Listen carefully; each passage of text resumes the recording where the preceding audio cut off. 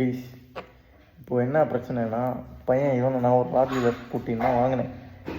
Original ராட்வீலருக்கு என்ன rate வருமோ அந்த அளவுக்கு தான் கொடுத்தேன். கிட்டத்தட்ட 15,000 ருபீஸ். நான் எங்கள் ஒரு ப்ரீடர் கிட்ட வாங்கினது, பெட் ஷாப்பில் எதுவும் இல்லை. அவர் நிறைய ராட்வீலர் அது இதுன்னு நிறைய நாய் வச்சுருக்காரு. அவர்கிட்ட தான் வாங்கினேன். ஃபஸ்ட்டு வேக்சினும் போட்டாச்சு.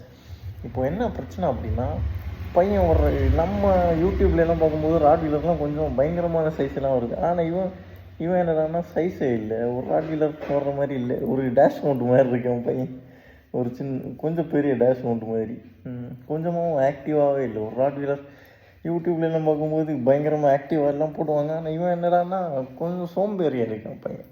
அது மட்டும் இல்லை, ஒரு ஒரு ஒரு இதுவே இல்லாமல் இவன் ஒரிஜினலாக இல்லை கிராஸ் ப்ரீடான்னு தெரியல. பார்க்கும்போது வால் கூட ஒரு பெண்டு இருக்குது, வால் கூட விட்டுலாம்.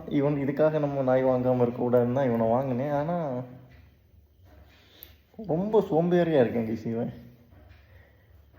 இவன் ஒரிஜினலாக இல்லை கிராஸ் ப்ரீடான்னு எனக்கு தெரியல, டவுட்டாக இருக்குது. எனக்கு ஒரிஜினலாக இல்லை கிராஸ் ப்ரீடா உன்னை யார்கிட்ட போய் கேட்க? வாய் மட்டும் இருக்கு, கல்லப்பையா. யாருக்காவது தெரிஞ்சுன்னா கமெண்டில் சொல்லுங்க.